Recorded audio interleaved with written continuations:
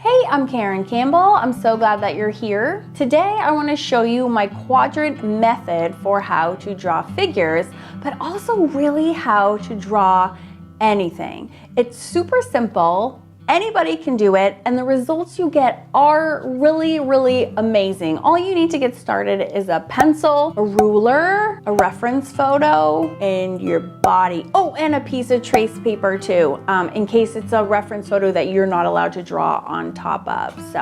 But if you have a reference photo just hanging out, like a Xerox copy of it or something you can print off your computer, then grab that and you won't need the piece of trace paper at all. Okay, let's go get set up at our drawing tables, and I'm going to show you exactly how to do the quadrant method for insane accurate figure drawings.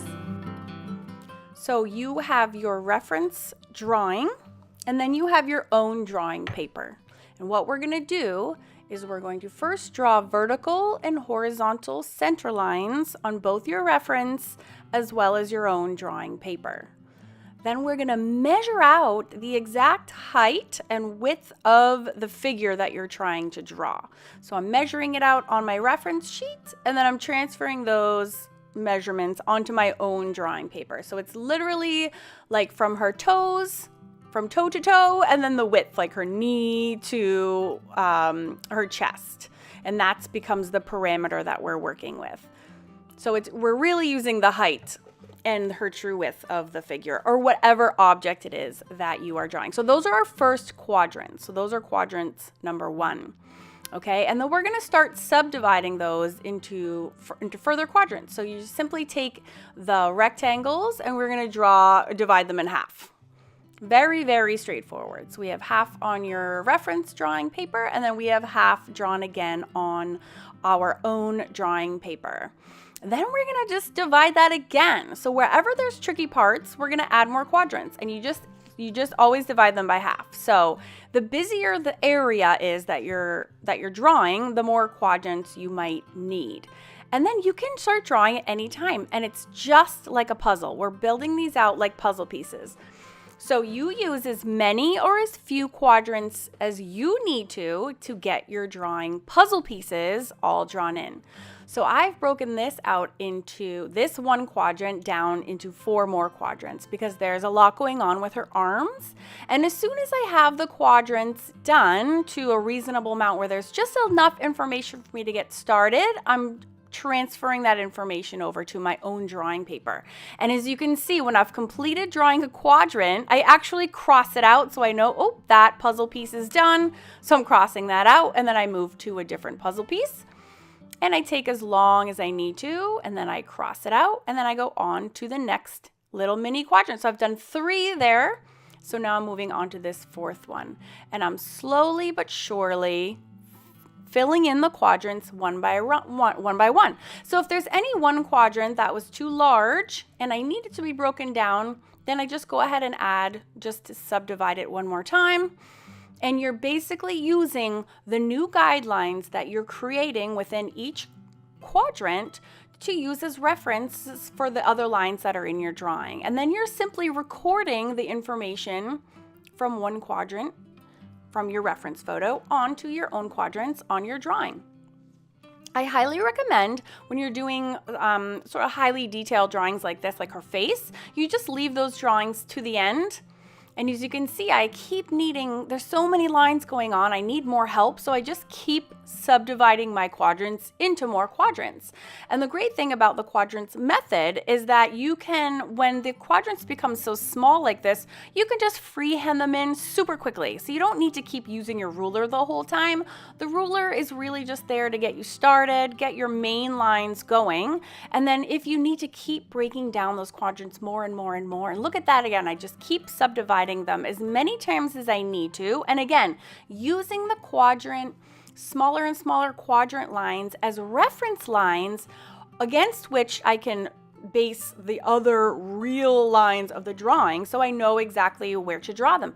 And then again, it's just like a puzzle. You just puzzle piece all the lines together and it becomes remarkably easy because you're adding in as many or as few lines as you need, as any parts that you're stuck on, and you're like, oh, I need a reference point. You know, what is going on here? You just pop them in. Now, another great thing about the quadrant method is that it makes you very hyper aware of all your negative spaces. The negative space is right here. It's that area between that vertical line that I dropped down by her leg and her leg. So when I'm drawing the shapes down the quadrant, I'm paying super close attention right now to that negative shape. So then rather than like saying, oh, I'm drawing her leg, I'm like, oh, I am drawing this space between this very rectangular line and this very wavy line. And that's what I'm really, really hyper focused on. So the quadrant method really focuses all of your attention on just the very small areas that you're working in at a time. It makes you hyper-focus on the negative spaces in addition to the positive spaces. So it really pares down your attention to the very essential pencil strokes that you need to make in order to draw accurately. And so it's genius because it's very fast and very quick and easy to add more and more and more quadrant lines as you're drawing. And then again, you just puzzle piece them together. So it allows you to tackle insanely intricate drawings, and including figures, which is fantastic. I used to learn and teach figures using the 9 heads method, and what I found so frustrating about that method was that every single time you put a body or a figure into a new position, that 9 heads method just goes straight out the window, and it only applies to like perfectly straight figures. So I love this quadrant system. So there I'm throwing up another guideline for myself. I noticed, hey, I need to connect this line to this point on her knee. I draw a new guideline, which is just a straight reference line, and then I can decide, okay, how much is the curve of that leg? So the quadrants method allows you to draw literally anything, but very specifically, it allows you to draw insanely accurate figures in any position or pose.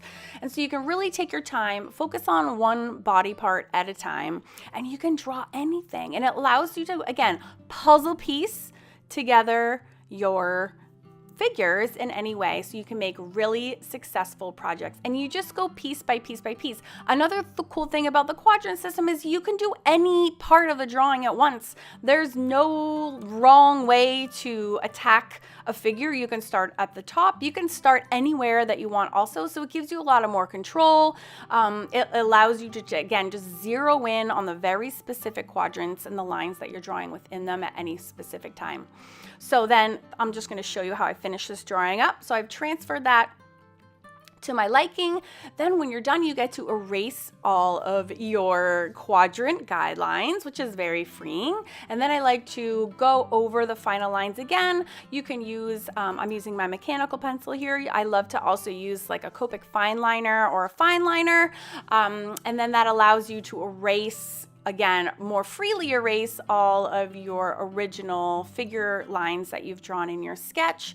And then at this point, it's after I do all the erasing of the guidelines that I go back in and I really narrow in on those details. So I save the details for the very, very end. And sometimes it takes me a million tries at details. But what I like about it too is that I can do the main figure part first, freely get all of that stuff nailed down first, and then focus separately on the details when I'm through.